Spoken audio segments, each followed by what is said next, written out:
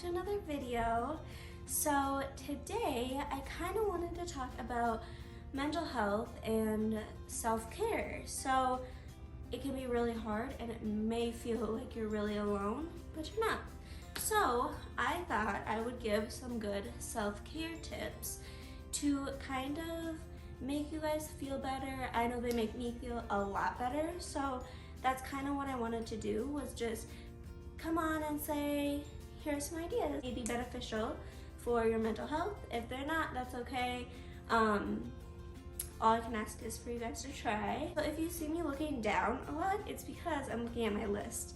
Because I made a list myself and I wanted to make sure that they were going to be for everyone and not just for a certain group of people. If you are struggling with trying to find different ideas for self-care, it would be really beneficial for your mental self-care and to keep you very motivated mentally, because that is a really big struggle I have.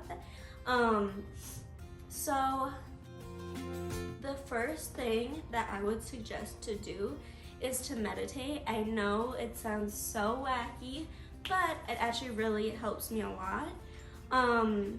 This could mean laying in bed before you go to bed and just laying there, closing your eyes and just like reflecting on your day. This could also mean if you're in the middle of a work day or school day, just taking a deep breath, kind of closing your eyes, because then it makes you takes you away from like the real world. Oh, Ruby, no, Ruby, no. Another good self-care, mental self-care tip is to schedule breaks during your day. This is something that I really have learned to do a lot, which is kind of bad, but it's also really good because it makes myself catch up and it makes myself stop and like make sure the rest of my mind is caught up with my day. And so scheduling breaks throughout your day, this could mean like a lunch break, because I know a lot of people eat lunch at their desks at work, or they eat lunch in class. I'm in college and I see a lot of people eating in class. So this could mean maybe not even doing that, but scheduling more breaks than that and allowing yourself just to kind of step away from the real world and kind of maybe listen to music or watch a show while you're eating, just to kind of not think about maybe your next assignment or your next thing to do at work. So I don't know, this is really beneficial for me. And one more good mental self-care tip is to draw or to doodle, or just kind of let yourself be creative but not really think about it. Like, I know for me this one's really hard because I like to think about it. I'm really a perfectionist, so if I'm drawing something, I'm gonna want it to be perfect. But you have to kind of make it so you don't think about it being perfect, just kind of like writing something out, or you could just trying to not think about what you're drawing, but just kind of like letting your mind go with the pencil or the brush, whatever you're doing. It helps me a lot. I don't know. I sometimes will draw a ruby. Sometimes I like to draw hearts a lot, and that's just kind of like my way of just, if I'm in class and I'm feeling overwhelmed, a good way for me to try to kind of let my mind get away just for a little second and then tie it back into whatever I'm doing in class. The next self-care tip section is kind of more of the sensory type. So I'm the type of girl who loved to play with slime as a kid. I was a really big slime girl. I also loved putties, and I don't know if any of you know, but like Billy Putty, it was cool to me, I don't know. So I think stuff like that is really beneficial. I know like Crazy Erin's Thinking Putty is really good for me, because I feel like it helps my mind kind of just focus, honestly. And I know a lot of people do fidgets and stuff like that, and honestly the best thing that's worked for me is Silly Putty. Kind of a good one to help you maybe during class to focus better, I don't know. I didn't have that one written down, but I kind of thought of it. Another good tip for sensory self-care would be to take a warm bath or shower. If you're not a bath girl like I am, I'm not a bath girl. I love showers though, so if I had to, I would take a warm shower and just kind of rewind from the day, maybe reflect if you need to. If not, I like to like set up a show sometimes while I'm taking a shower and just kind of like not think about the day. If I had a bad day, or if I had a good day even, try not to think about it and just kind of watch a show. Feeling the warm water is really a good sensory tool because it makes you feel very calm. My last one for sensory self-care would be to play with Play-Doh. So this kind of follows the silly putty rule. So I think that one kind of goes hand in hand. Come here. Okay, so Ruby wants to come snuggle with me. Another good one for sensory self-care is honestly just like petting your dog. I know that people have emotional support pets, so that's kind of what you can do with a dog, is just kind of pet them and make them feel loved, but also it helps you at the same time, so it's kind of a 2-in-1. Okay, so another good self-care tip for work actually is the next concept. Work and school, if you're in high school, if you're in middle school, if you're in college, all these kind of go hand in hand. So I would say that for all of them, I would say drinking from maybe a favorite drink that you like from Starbucks, or just like, I know I like the Alani's or a bubbler, like any of those I know really help me and make me feel a sense of comfort when I'm in class. I don't know how to quite explain it, but it makes me feel like, oh, if I'm drinking this, like I can focus. And I don't know how that works exactly, but it just helps me. So yeah, and then another good one for work and school, and I don't know how well it can go with school or work. Well, I don't know how well it can go with school, but taking a mental health day is really important for people. Oh, this sounds kind of crazy and like, why would I take off from work or why would I take off from school? But it does help. People can get very overwhelmed with both of these things. And so just taking a day away from those is really beneficial. Look like just going for a walk, or could look like staying in bed for the morning and just kind of like snuggling with your animals, or it could even mean like watching a movie. And it doesn't have to be for the whole day. It could be for a few hours. It could be like during your lunch break. It just could be like a good way to like kind of take your brain off of whatever you're doing in school and work. So yeah, I think that's a good one. My next tip is for stress, so self-care for stress. Doing breathing exercises. Again, I know it sounds really crazy, and when I was younger I would have never thought about these things. I would have maybe laughed or thought they were really silly, but as I've grown, I've known that breathing and meditating really help me calm down. And like my heart, I get really bad panic attacks, so being able to calm down and being able to, like, my chest gets really tight, so feeling like I can just like and breathe, it really helps me. I close my eyes most of the time when I do this because I feel like if I close my eyes, I don't really have to see anything in the world. It makes me kind of go to my own place. Yeah, and so breathing really helps me. Just taking really long, deep breaths helps me a ton, calm down from any situation. And when I was younger, this is actually kind of a fun fact about me, is that my mom, when she would try to calm me down, she would like do like, okay, breathe, you just need to breathe, like, and she would breathe in a really funny way, and it would always make me laugh. And so I don't know why, but that has been something that we do still to this day, and it always makes me laugh. So that's just another good one. Another good self-care tip for stress is to sit in the sun. So again, I would have thought all these ideas were completely crazy, or I would have thought that they were just a waste of time, but sitting in the sun and getting vitamin D is super helpful.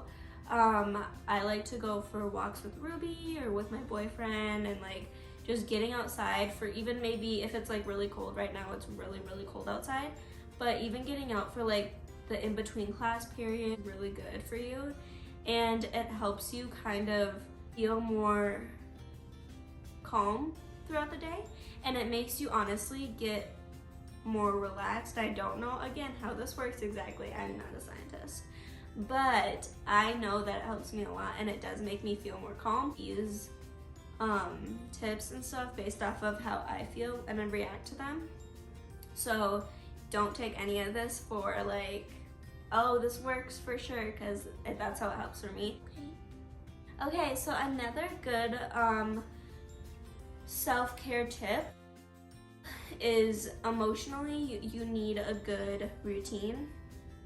So I think mentally and emotionally, it's really good to have good key ways to go about certain activities and certain ways to live. I don't know.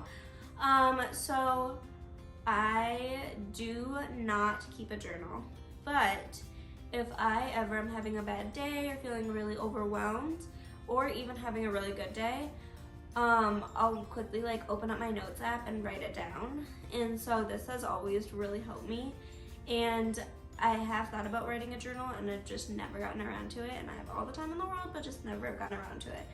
And so writing in my notes app always just helps me, because then I'm like, oh my gosh, then I can go home and remember that this happened and tell whoever I want to tell. It also is like a good way for you to get all of your emotions out there so that it doesn't feel like they're all just like bundled up. So if you had a really bad day, it can help you feel like, okay, now that I have this all typed out and this happened in my day, I can let it go.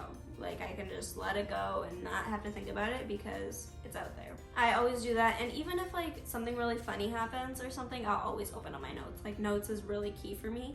And I'll just like write down, oh my gosh, this happened today. And just like, it's fun to look back at and just be like, oh yeah, that happened today. A fun, good self-care tip for emotional self-care is to call a loved one. And so this one is kind of tricky for some people, including me. And the reason why it is hard for me is just because sometimes I do feel alone, and that is not because I don't have a lot of people, because I have a ton of people who support me. It's just hard for me sometimes to it's like a mental block. But my dad lives very far away from me, and I always love calling him. It always just kind of gives me like a little boost of energy if I need it throughout the day. And I always feel like really good when I hang up the phone with him, because then I'm like, okay, well, this helped me. Or like if I'm having a really bad day, again, like this can really help me. Like I just need to call him, tell him what happened, and maybe he can help me. He's always like really there for me. And so it's really good to hear from him, especially living so far away and I don't get to visit him very often. So yeah. Okay, and the final emotional self-care tip is to listen to music. I have not ever really been a huge music person until very recently, when I started listening to Kendrick Lamar and SZA. And I know, so basic, because I know it's super good timing with the Super Bowl, but I was even listening before that. But I love them and I love their songs together. I love them both individually, so those two are my favorite right now. And I listen to their playlists on repeat. And like I'll listen to their music, or I'll put on my headphones during passing period, or if I'm walking to my car or anything, I'll put on my headphones and I'll listen to them. And so this really helps, because I, again, feel like I don't have all those outside noises, like people talking or loud traffic noises. I just feel like I can get away from that and just listen to their music, and it really helps me. Also, fun fact, my boyfriend and I are going to the Kendrick and SZA concert when they come to Minneapolis, and so I'm so excited for that. Final tip is physical self-care. So this one is extremely hard for me to do, because staying active, I don't know why, has been so hard for me since I've gotten into college, and I know that goes for a lot of people. I get so busy and I get into a routine, and then fitting in working out or staying active is really hard for me. So this could mean just taking like a really long walk outside, a short walk, anything, but just getting active and making your body move around, because I know that we're all crammed in these desks or crammed into a little table or a meeting or anything like that, and getting up and walking around is really key. And that could even mean like you don't even have to walk outside, walking up and down a hallway or something like that can just help. Another active key tip for physical self-care is making a healthy meal. So I don't eat super healthy, but when I do, I have like some very key recipes, so I will make another video about those. But making healthy recipes and making healthy meals really helps me like feel like I have my life together. And I know it sounds crazy, but it really does. It makes me feel like, okay, you can do this, like you can do this, girl.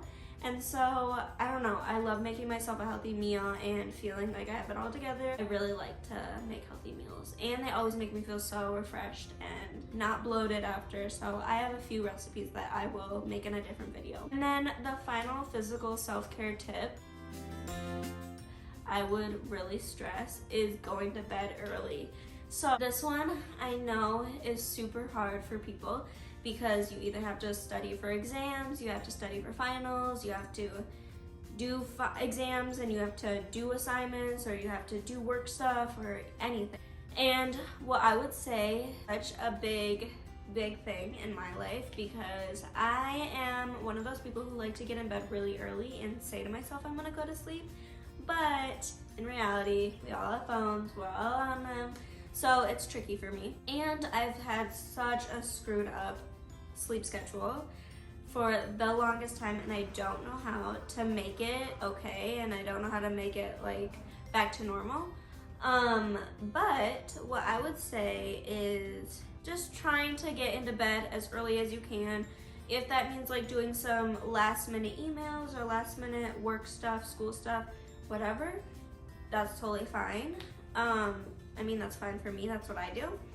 And then being like, okay, let's wind down, let's watch a little show on TV and just kind of wind down a little bit, and that's what helps me.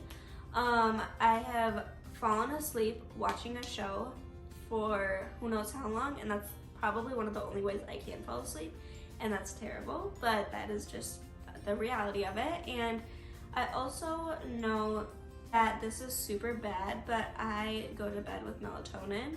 And so I will go on these long streaks where I'll have melatonin every night, and then I'll be like, okay, like this is bad for me, I need to just try it a few nights without it, and then I'll go without it, and then the next few nights I'll get terrible sleep. So I've been on that schedule for so long now that I need to break it. But yeah, going to bed early is really good for your mental health and physical and all of the above, because it can really make you feel refreshed in the morning and make you feel like you're gonna have a good start to the next day. Okay guys, thank you so much for watching my video. I cannot thank you guys enough for watching my videos and following or subscribing, or even just leaving a comment and a like or anything like that helps me out a ton, because I feel more motivated to make more videos with you guys. I'm feeling more and more comfortable around the camera. So thank you guys so much, and I love to see your comments because it just makes me so much more happier.